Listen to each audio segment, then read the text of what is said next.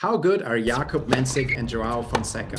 Are they going to compete with Carlos Alcaraz and Yannick Sinner for Grand Slam titles soon? And what about Novak Djokovic? Does he have another Grand Slam title in him? And what about the other players like Zverev, Medvedev, and Tsitsipas? Are they being left behind by this next generation? That's what we're going to talk about in today's video, and I'm very excited to be joined by Gill Gross. He's a tennis analyst. He commentates on the Tennis Channel. He also has his own podcast called Monday Match Analysis, and you can find him on YouTube and Instagram as well. So, Gill, what are you thinking? The Miami Open, Mensik beat Novak Djokovic 7-6, 7-6. It was quite impressive in my opinion. How good is Jakub Mensik? I have I've loved Jakub Mensik since first seeing him play about 13 months ago. I was doing a commentary shift during Doha. That was a tournament where he actually used a special ATP accelerator program because of his age, where he got one wild card into a 250 of his choice.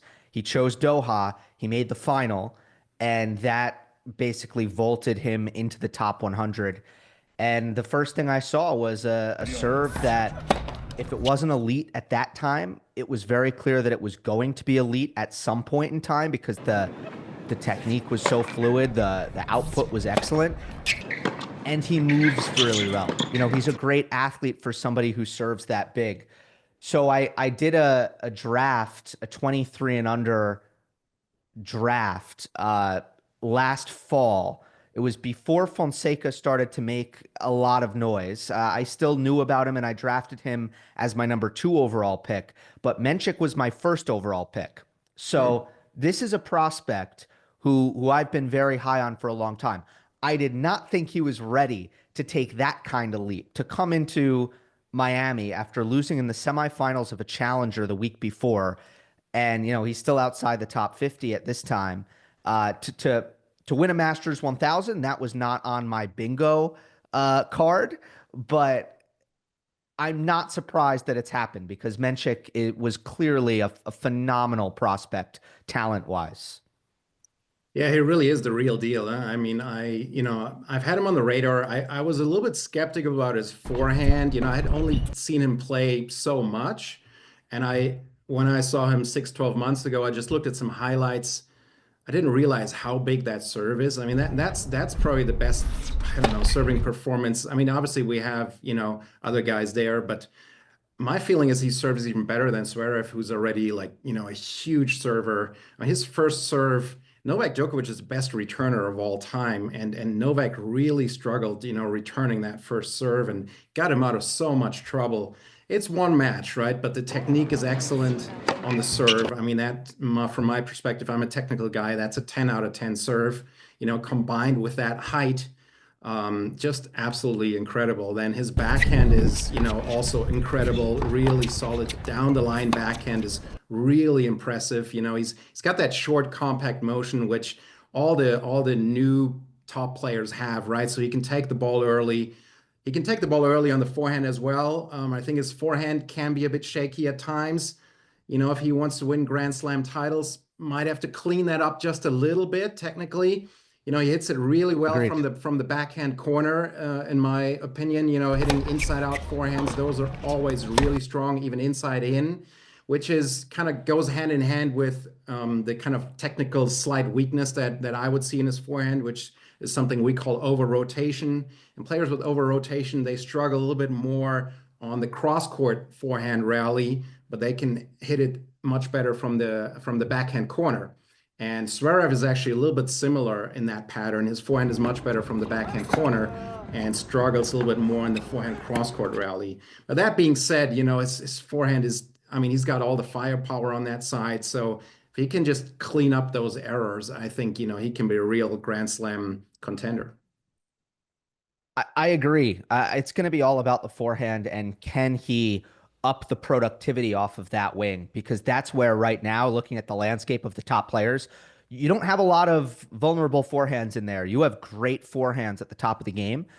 I think it's become probably more important than ever in the modern game where we're just seeing baseline power basically dictate most of who's going to play well versus not.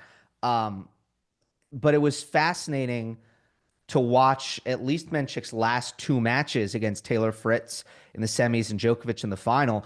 Clearly, based on their analytics and their scouting, the plan was on a big point to make him hit forehands repeatedly. That's where they thought they were going to get the short balls and the weak balls. That's where they thought they might get the errors. It was Hmm. very stable. Like, not that it was a big scary weapon out on the court, the Menchik forehand, but he's got the fitness and the movement to hang in baseline rallies. And what was happening to both Djokovic and Fritz was they were serving to the forehand, they were going to the forehand, they were not getting the misses that I think they were hoping for. And then what Menchik was doing so well was just trading his forehand down the line, not attacking down the line, but just to redirect it as a rally ball. And then he gets the point back onto the pattern that he wants, that backhand and backhand. And you already mentioned it. The backhand down the line is his best ground stroke by far. And one of the things I love most about him and what I saw from him this week is he simply does not hesitate. He deploys it as soon as possible, repeatedly. He has no interest in passing up an opportunity when the backhand down the line is there. So I just thought he managed the forehand so well, and it actually almost took away from what Djokovic and Fritz were able to do, especially Taylor, because there were opportunities for them to probably be a little bit more offensive and damaging. And instead, they were kind of playing a little too tactical. Fritz was playing, in my opinion, too tactical, just trying to make him hit forehands and hope he misses. Yeah, I would agree with that. That forehand, generally speaking, works better when he has a little bit more time, right? Under Yeah. time pressure, like any weaker stroke, that stroke will usually struggle a little bit more under time pressure.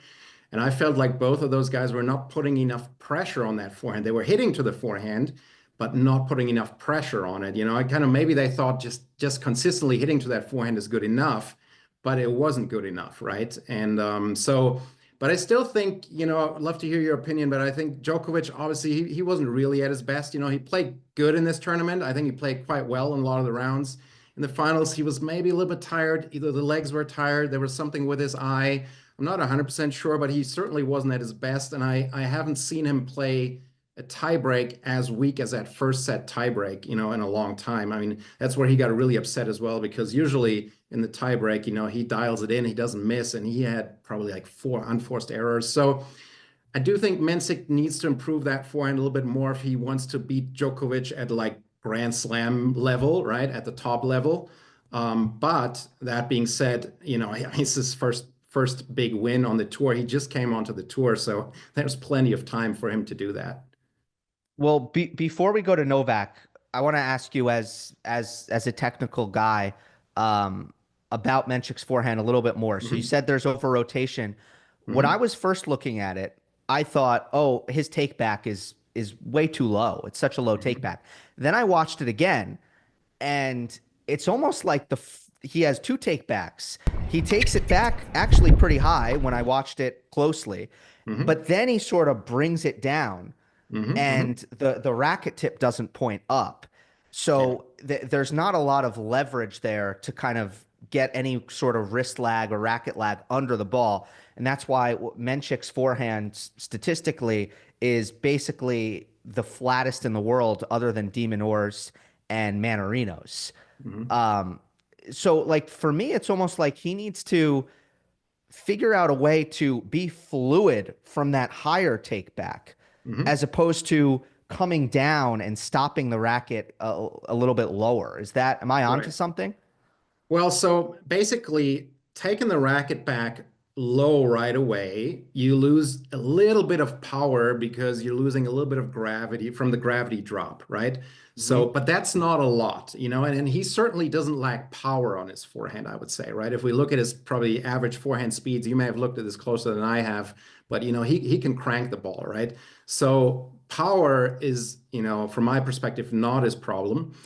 I agree that with a little bit more of a loop, on kind of every shot, and I've seen the same thing that you've seen. Sometimes he takes a bit more of a loop and it looks better. And when I initially saw it, it also looked like, he's taking the racket too low. That being said, that is, in my opinion, not the big problem. The big problem is the over rotation where that right shoulder comes around too much. And basically, Zverev has a very similar problem again. And the way the kinetic chain works is you coil and uncoil from the ground up sequentially. So you start with the legs, then you uncoil the hips, but then the hips need to essentially stop uncoiling or slow down to transfer all the energy to the upper body. Then the upper body needs to uncoil, and then the upper body stops uncoiling or at least slows down quite a bit so that maximum energy can get transferred to the arm. And that's where he continues to rotate that shoulder.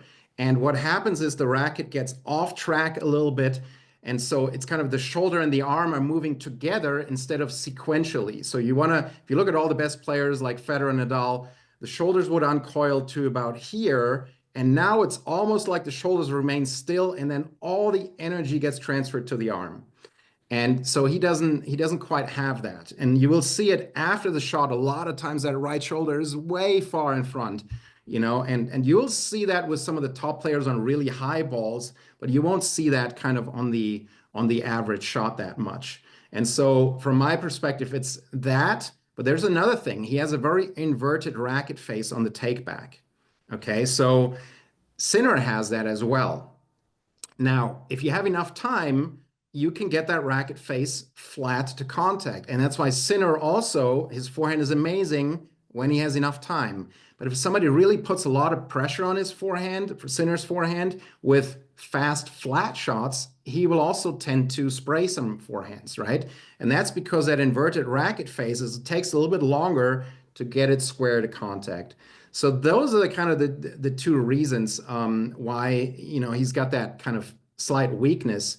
Now, what you are talking about, actually, most of the top guys that are coming up with a maximum, we call this lag angle or wrist action, right? They will have the Yeah. tip of the racket point to the right side instead of having it point up. So you will see like, some players like Federer started a little bit like this, but then as on the take back, he would bring the tip of the racket down and now it points to the outside, to his right side. And that's actually how you maximize that lag angle or wrist action. We also call this the late hitting concept. It's a very advanced concept that we usually don't work with club players too much on. Once they've got all the Right. fundamentals, we do. But the top guys with the biggest forehands, they all maximize this lag angle. And so does Mensik. He really maximizes that lag angle. And that's why one of the reasons he's got so much power. But then the inconsistency comes from the over rotation and sometimes the inverted racket face trying to get its back square to contact. Yeah, that's good stuff. So I can tell you, I do have stats from last year that can kind of give you his average power on Hmm. the forehand. So it was 76 miles per hour. That was last year, so it could have improved. Hmm. And that ranks 79th on tour among Hmm. 128 players who qualify for this stat. So essentially, bang average on speed. And then Hmm. if we go to topspin, he's going to be 126th. So there's only Hmm. going to be two players flatter than him as of last year. But that's really good analysis by you. And I especially see it in my head, the concept of the rotation coming almost before the full acceleration and flex of the arm, which almost creates this like physiological slingshot, right? Yeah, this kind of sometimes called the whip effect, and then Yeah. this is the core concept in biomechanics. It's the same in golf and baseball. One segment uncoils and then it has to really slow down or sometimes even stop, and that's like a breakage mechanism that transfers even more energy onto the next segment. That's how Yeah. the biomechanics work there. And so, if you look at a golf swing, a baseball hit, it's always that principle. Yeah. You Yeah. want to talk So about in terms of Djokovic? let me go into the speed there Okay. because that's interesting. So I would argue, probably his top speed when he has time to hit the ball, he would probably be more like in the top 20% or top 30% Mensik on the forehand would be my guess. Hmm. But then there are forehands where the forehands he doesn't like as much, and those are really slow. That would be my guess. Okay. So, and then it comes out kind of as an average like that. I don't have the data to prove that, but that will be, my guess and my interpretation. Completely agree. I think when he's rushed and also when he's running to his right, I think that's where the speeds Yeah, drop off, right? Like absolutely. Yeah. Sinner is a guy, a great example of somebody who you put him on the run and the speeds don't drop off. Yeah. And players get very frustrated because they think they're dictating him. And then the ball comes back hard and deep, and suddenly Yeah. they're not dictating against him. So that's one area for him. But everything else, the other weakness for Mensik is actually the second serve, which he has a habit of. I don't think he has a natural kick, and he has a habit of just taking everything off of that second ball in Hmm. sharp contrast to the first serve. But against Djokovic, he averaged 13 miles per hour faster on his second serve compared to his regular average. So he I think recognized out of respect, I need to hit my second serve bigger because Novak is Novak. And he only double faulted once. So that's something that I think is going to be a very easy fix for him because he already has the pieces. But it was notable that in the final he patched up that weakness in a significant way. Yeah, I heard that as well, that his second serve speed drops so much. And I was wondering, and then, this was the first full match I've seen of him play Novak in the finals. Before that, I only saw highlights. And I, it shouldn't be a problem because he's got great serve mechanics. If you have get great mechanics on a stroke, it really shouldn't be a problem. And that's probably why he was able to make that adjustment. And Novak was really not able to attack his second serve much. I didn't see it. I don't know what you saw, but I didn't see that he was able to attack it much at all. No, and I think he was caught off guard. I think he and his coaching staff and Andy Murray were probably like, this is an opportunity against this guy. So be ready for the slow second serve and let's take advantage. And there were no slow second serves. Yeah, absolutely, absolutely. So let's talk a little bit about Novak and what are you thinking? Is he going to win another Grand Slam? Where do you think he's at this point? Well, this was to me a hugely positive Miami. There were the consistency off the ground was excellent. The speed around the court was really good. I thought he was looking a little bit slow in terms of his court coverage throughout last year, which was a concern of mine. And I feel like it's made a bit of a recovery for I don't know how he's done it, but in 2025 he looks faster again against Alcaraz in the Australian Open quarterfinals. That's a good example. His court coverage was suffocating. So speed was good, ground stroke consistency, his control over the ball, which is the biggest part of his game, excuse me.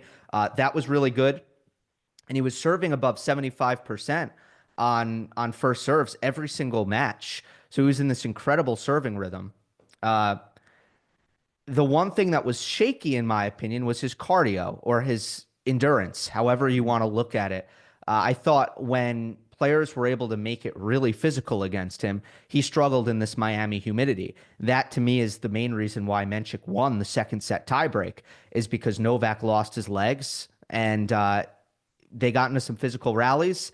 Djokovic slashed at some forehands, tired, no base, decision making a little bit overly aggressive as well in that stage, and he missed. So that was the one thing that hurt him. But Miami humidity, that's basically a one of one. That's a beast that you don't need to worry about in 99% of the tournaments you play. And also, historically, his fitness gets better as we get closer to a major. So he's going to be able to peak his physical fitness around Roland Garros time. That's what we've seen in the past. Uh, to me, compared to last year, where Novak was struggling with motivation, Goran Ivanisevic had just stepped away. He was not playing well this time last year. The early loss at Indian Wells, the Monte Carlo form was not all too convincing. He ended up losing to Casper Ruud.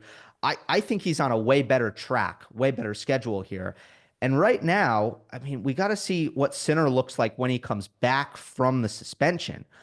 But I think he has the level to certainly has the level to be in the mix at Roland Garros and Wimbledon. And if Sinner is a little bit off the mark, either one, I think Djokovic will win one of the channel slams.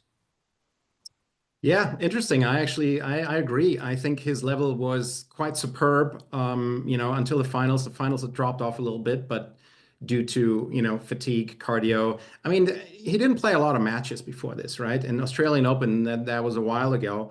I thought his level against Alcaraz at the Australian Open was amazing. Obviously, he had that injury and then he couldn't continue. But his level, when he was playing well against Alcaraz was amazing. I think Alcaraz was surprised how high that level was too. And so I think the level is there. And then the only question is, can he physically, still do it over, three-set matches, five-set matches in a Grand Slam, one match after the other? That's the question, at 38, that only he can answer, right? But I think the level is there. Yeah, he's been injured at two out of the last three majors. So that is kind of what you look at, or I guess it would be two out of the last four if you go back to Roland Garros last year.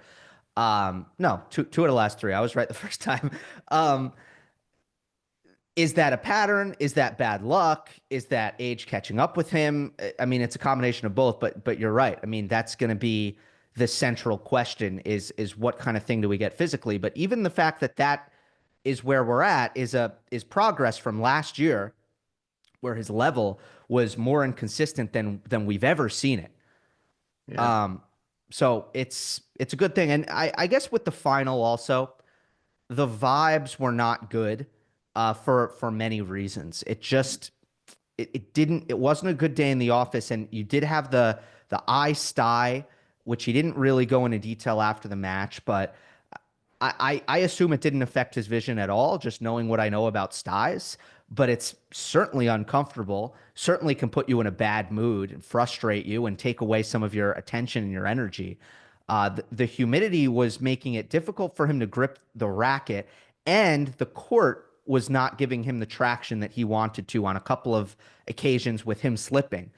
So the humidity was a big bother. He asked for sawdust in the middle of the match so he could grip the racket, and then he couldn't get a read on Menchik's serve at all. And Yeah. Jakub hit 56% first serves unreturned. So that kind of took Novak out of the match in some ways. And that's why we saw two tie breaks because he wasn't making returns. He couldn't find a tendency. He couldn't read the toss. Like that's another thing that we didn't talk about with Jakub's serve is it's so tough to read because his toss is the same every time. And I think between him not being able to read the serve and the eye and the humidity, and it put him in a pretty bad headspace for the final. And that's why we saw the level drop.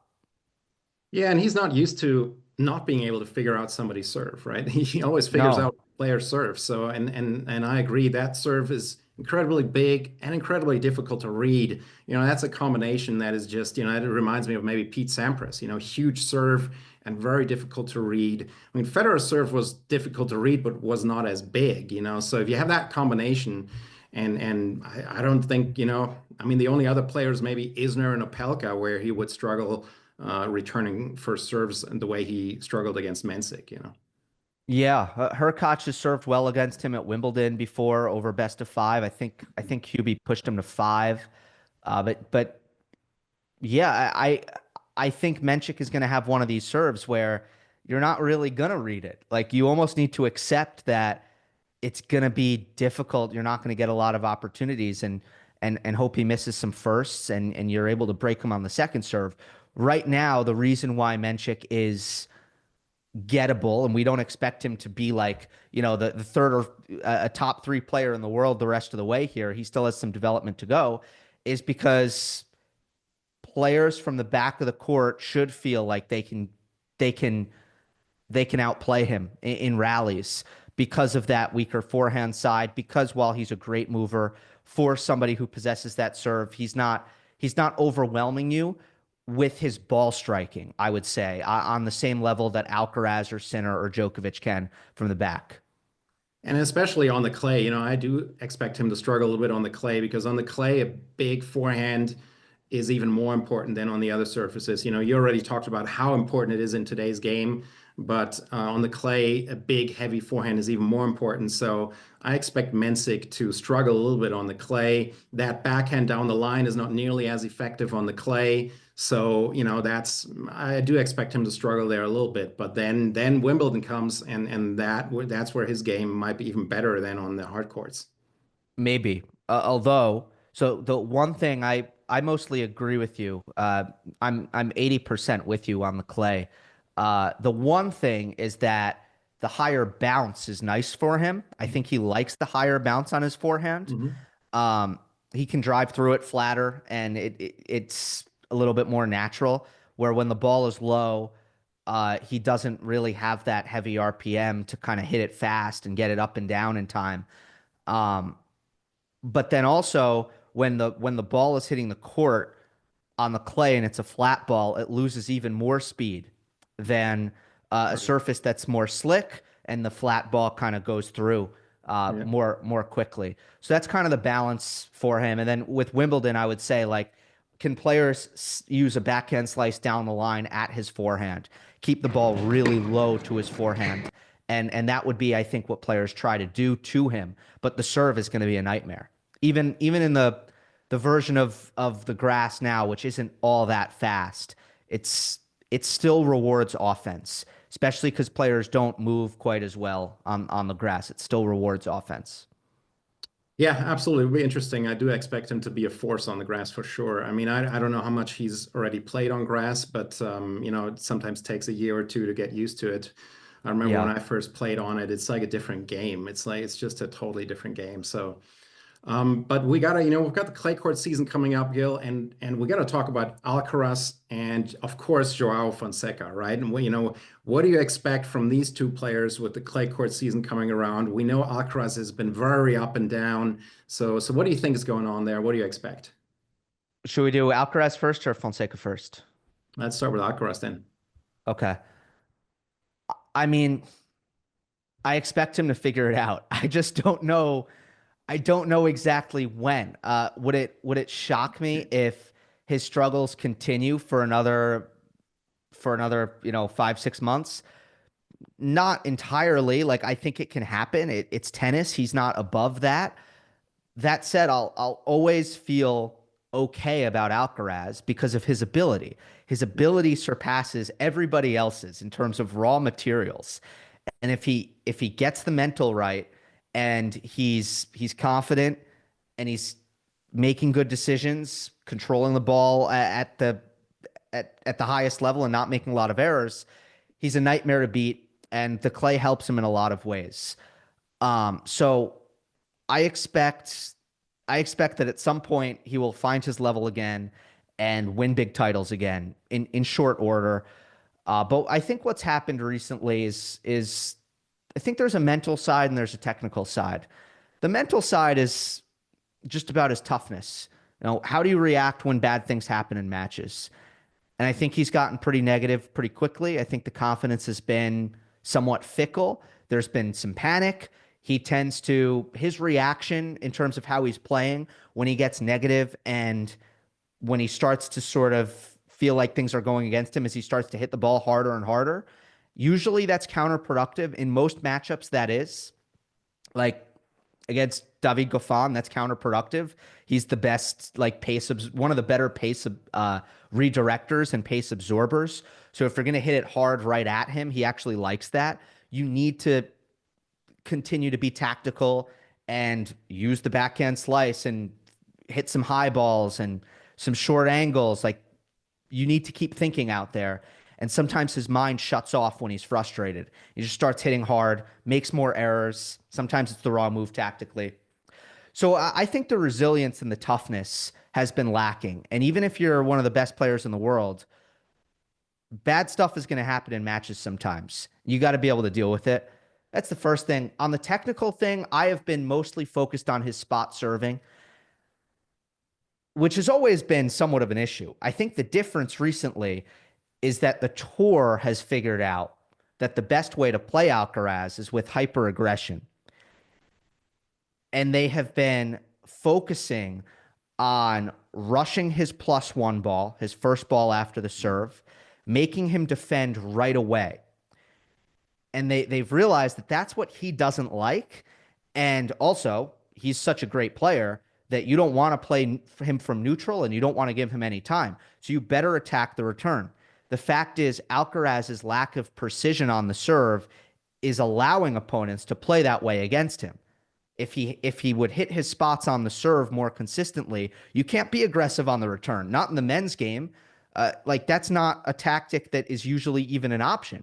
But against Alcaraz, it is. And Goffin as one example, somebody who's a very good aggressive returner. That's the biggest thing that he took advantage of is he was able to get on attack right away on his return points on a regular basis.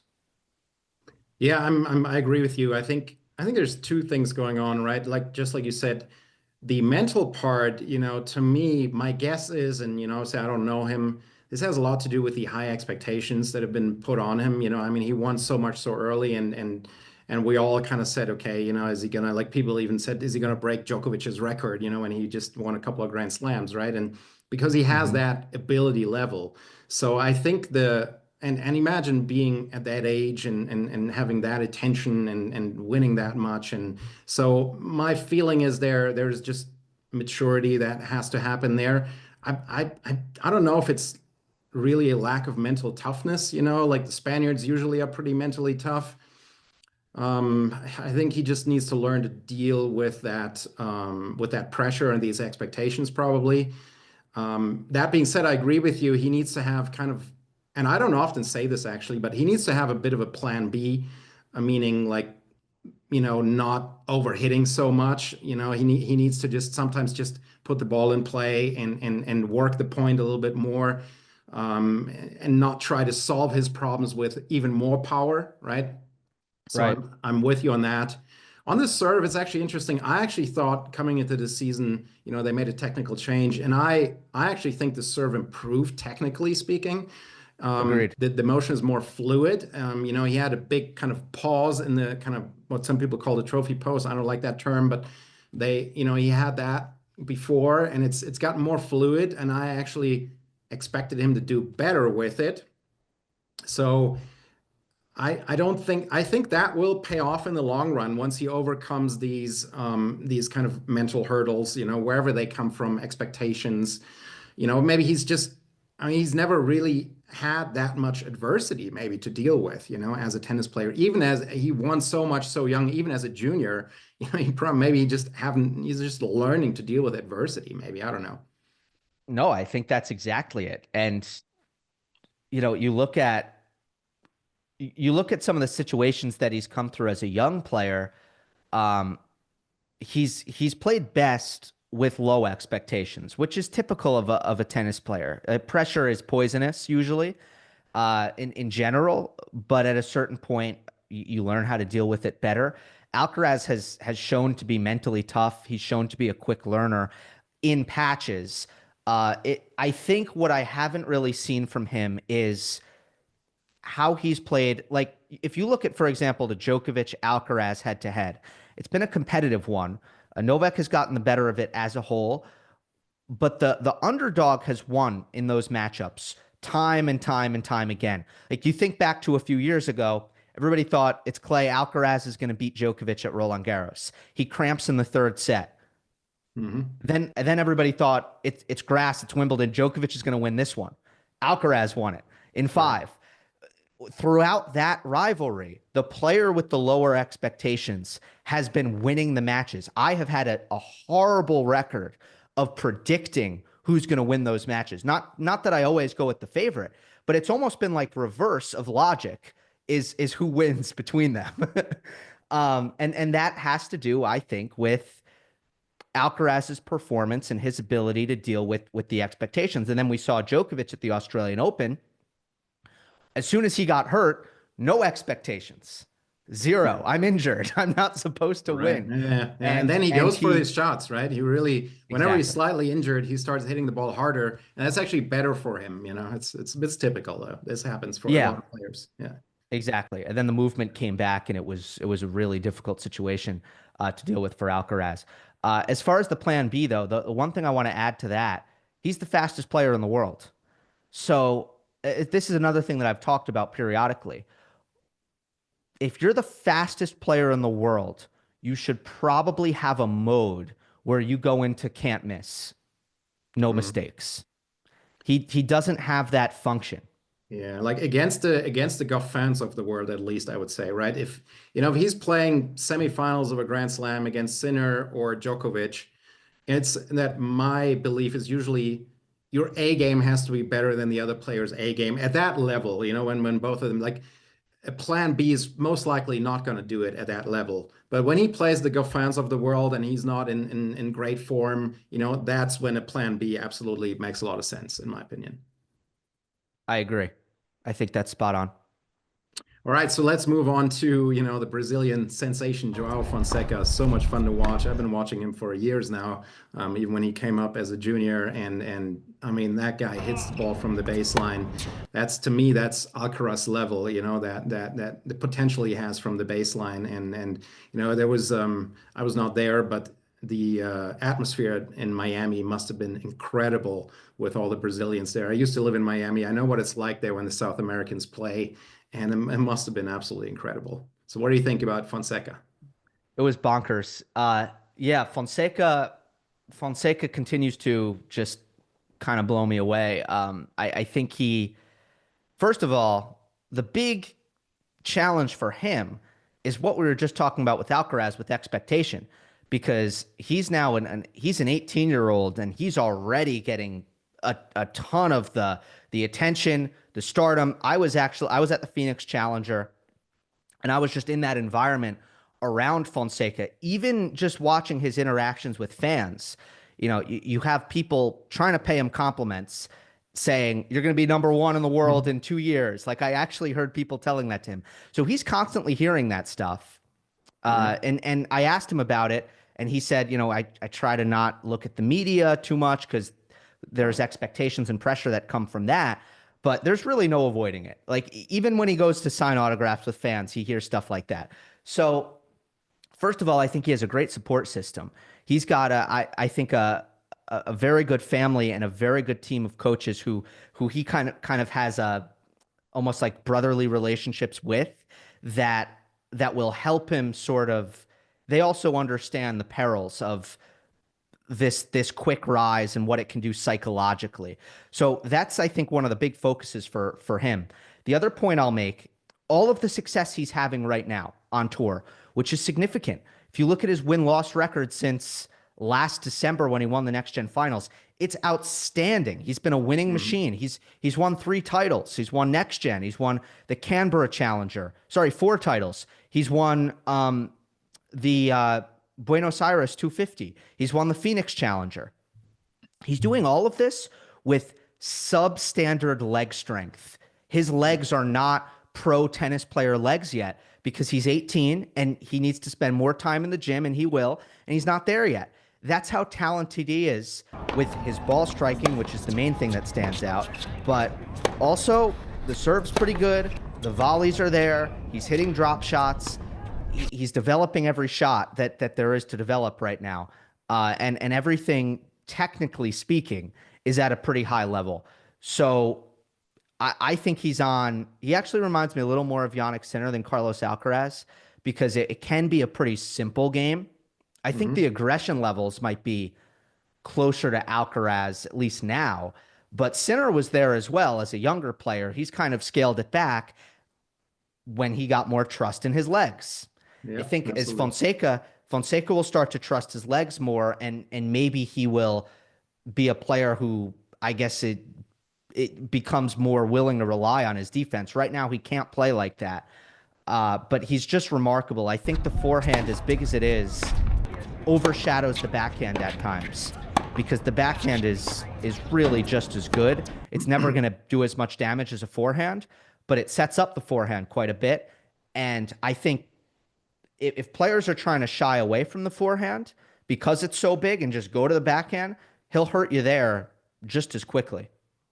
Yeah, that backhand down the line is amazing. I mean, from the baseline, I always rate pro players on their strokes on a scale of 1 to 10, and so like to me, his forehand and backhand that's basically a 10 out of 10. I don't know what could be better there. Similar to Alcaraz, his serve, I would say is probably I don't don't know, 7.5, 8 out of 10. There's a little bit of, you can improve that a little more.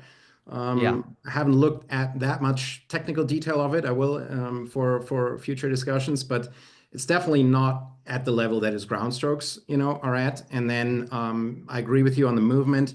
Now, what's interesting there with Fonseca and the same with Mensik, I think they both kind of also have that kind of it factor, right? They mentally speaking, they really believe they're going to be up there and they're going to be competing for Grand Slam titles.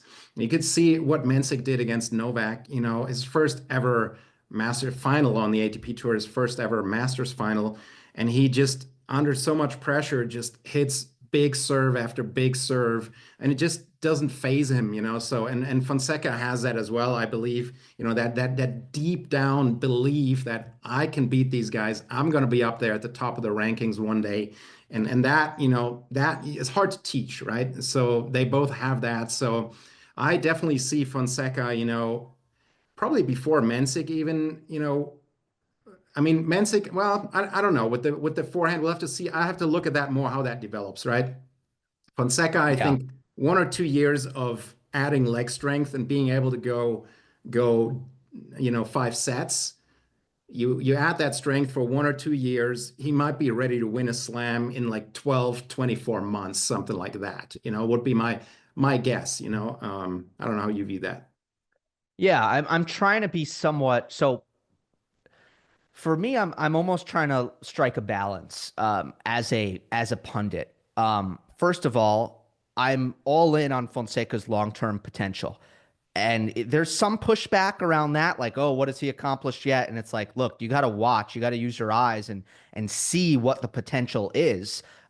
We're not saying he's going to win a slam because he won the Phoenix Challenger. We're saying he's going to win slams because of what we're seeing on the court. And in that respect, I'm as optimistic as you can be. I think he's gonna be a an elite player, a tier one player. Um, I'm also trying to like keep it on a I guess conservative timeline, Hmm. and I think that's also how his team needs to be looking at it.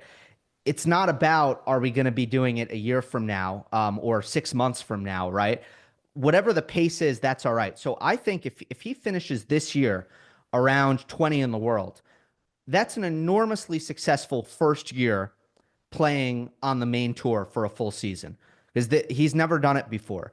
All of these experiences are new, and if you finish 20 in the world, your first year playing main tour, you are in elite company with if you go back and look at it, and it's like Nadal and Djokovic and Federer and Alcaraz and Sinner. These Yeah. guys usually finish between 15 and 30 in the world, their first years.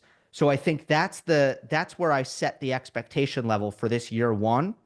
And then Hmm. I would say next year is where he makes a top 10 push. Hmm. Yeah, no, I agree with that. I just, yeah. And I mean, obviously you could think about not wanting to put pressure on him, right? But, it's not really our job, right? I think it's No, just, not our job at all. just the assessment is he could do it in 12 to 24 months, just looking at it, just kind of how players develop. How long does it take to develop the leg strength? That's tough to say. But he's definitely, he's there. And I think this brings us to kind of our last topic, Gil. These new players, right? So we've got obviously Alcaraz, Sinner. Now we've got, Mensik won a big title. Draper won a big title. Fonseca is coming up. They're kind of leaving some other players behind, right? So, are they going to leave? I mean, Zverev is still, he's number 2 in the world, right? But there's Zverev, there's Medvedev, there's Tsitsipas, Rublev. My opinion is that these guys are all going to struggle because they all have a real weakness. For Zverev, it's still the forehand. Tsitsipas, it's the backhand.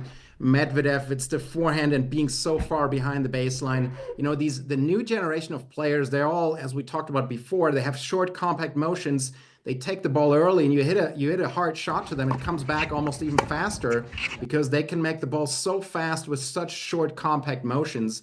And in my opinion, I call this half volley tennis because it's almost like they're standing on the baseline and hitting half volleys, and but with incredible speed, right? And in my opinion, that's the future.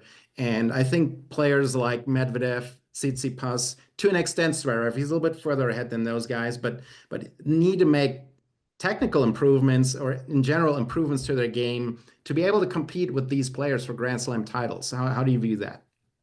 Well, it's case by case with each player. Obviously, there are different situations for all of them. But in general, I would say this, like when the big three were at the end of their primes, so it was, we're talking late 2010s, early 2020s. Federer, Nadal, Djokovic were still winning, even though they were in their 30s. Those guys were not good enough. Those guys were not good enough to beat them and win majors. And then there was this thought like, well, when the big three retire, that's going to open the door for them, right? Right. That didn't happen because they're still not good enough. They are still not good enough to beat Alcaraz and Sinner now. And then you have other guys who are looking like they might enter the fold at the top of the game. So I would say for the same reasons why they were not good enough to beat the big three, it's the same thing now. Nothing has changed. So there was this erroneous thought process there that via the passage of time, they were going to suddenly be good enough to win majors. That was never going to be a safe bet because at the end of the day, there's a certain standard, and we're talking about a tier two top 10 player versus a tier one player. That's the difference. So they, as great as they are as tier two top 10 players, there was a reason then that they weren't tier one, except for Medvedev on hard court at times. Uh, and those are the same reasons why now they are not tier one. It was a flawed ideology. They really needed to make improvements that Right. they haven't made, and now they're mid to late 20s. It doesn't look like they're going to make them at any point. Yeah, I agree. And Sinner has made them, right? I mean, his serve was subpar a couple of years ago. Now his serve is excellent. His movement Yeah. has improved. I mean, to be fair though, none of these guys have a problem with movement. They have more technical problems, I would say. They don't seem to have problems with movement. But Sinner made that improvement. Djokovic years ago, his serve. I remember I saw him in Indian Wells. I think he was coached by Todd Martin at the time. It was 2013. I was there. His serve was horrendous at the time. Is just his serve was a really big problem, right? So, and his Yes. forehand was shaky at the beginning of his career. He That was, would he have was, been, it wouldn't have been 2013. It would have been a little, it would have been a few years earlier. is that right? Yeah, maybe. I don't know. Yeah, it Yeah. was a long time ago. I don't If remember if if exactly. it if it were Todd Martin and his serve was really bad, it would have been a little earlier. Yeah. Okay, yeah, maybe. So maybe I'm off by a year or two there. But Yeah. so his forehand was a bit shaky at the years ago, a long time ago now, but was a bit shaky at the beginning of his career as well, right? He figured it out.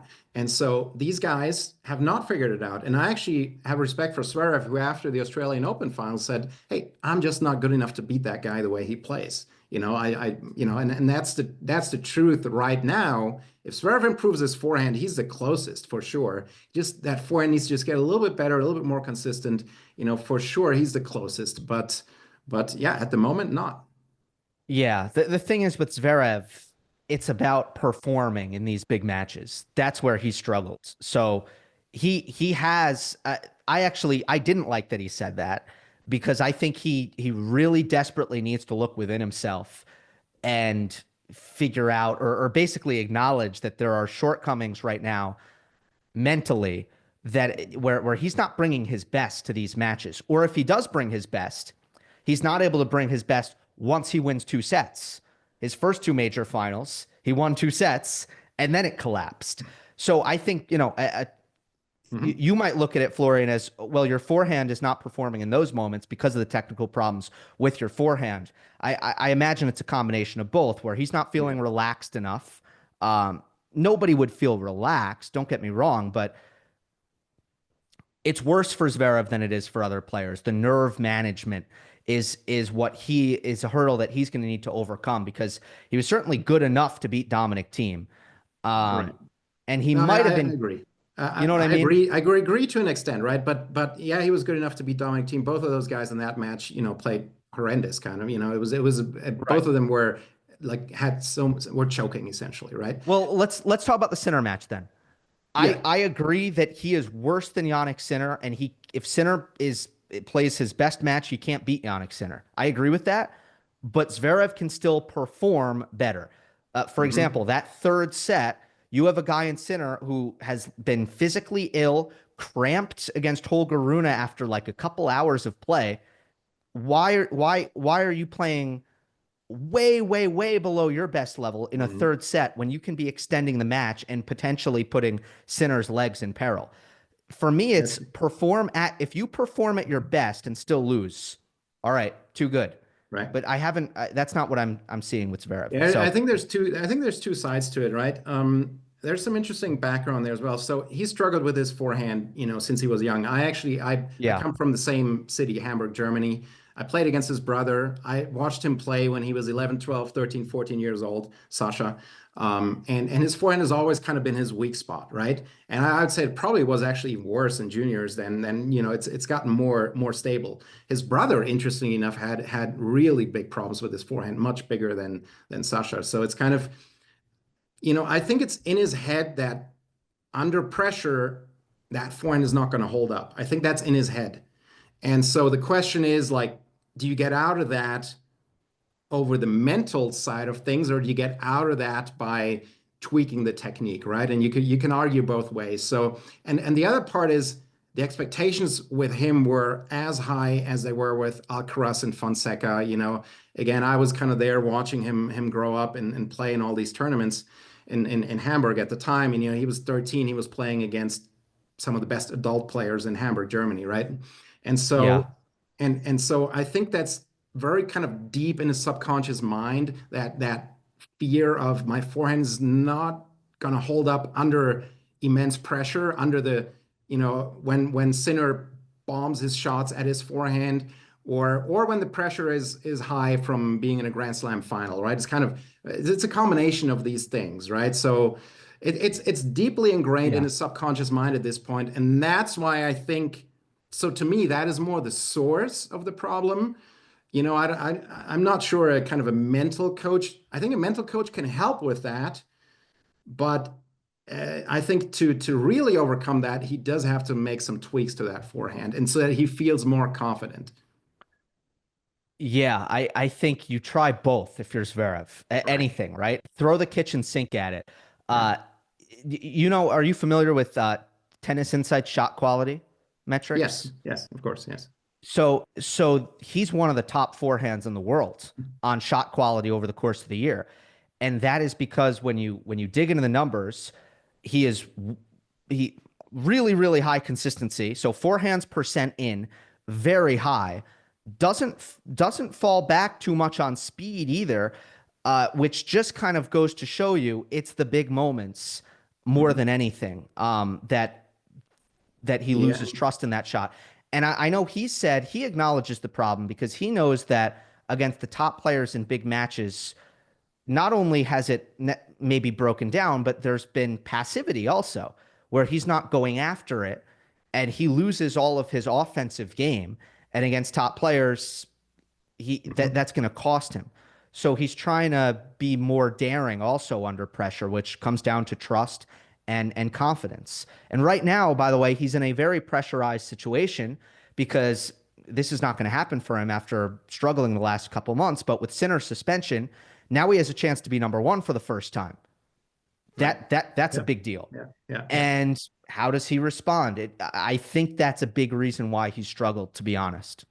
I agree with that as well, for sure. I see those numbers, the Tennis Insight AI numbers, and that's Hmm. actually where I think they're not, the numbers are a little bit incorrect there, in my opinion. Now, I don't know exactly how they calculate them, right? But I think if you were to ask the top 20 players in the world, how would you rate Zverev's forehand? And they would do the rating, right? And they would say, where does it stack up? It would definitely be between like 15 and 20 for sure, if the players I were to agree. rate it. And I, I agree. I think part of that, and I could be wrong here, I don't know how they calculate the numbers, but part of that is his serve is so big, his backhand is so good, he's so athletic that probably hits a lot of forehands from comfortable positions on average.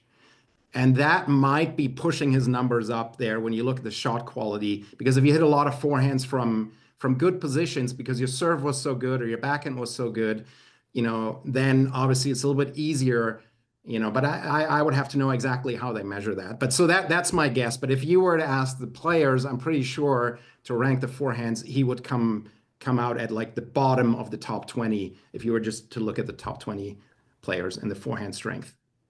I agree. And I do think a lot of that would be exacerbated by the fact that his backhand is so rock solid. You can't make any progress there. So Right. these players have been told it's the forehand wing. Don't, if you go to the backhand, fine, but we're not gonna get a short ball. We're not gonna get an error. So, it's kind of Yeah. Yeah. the forehand is the side to go to.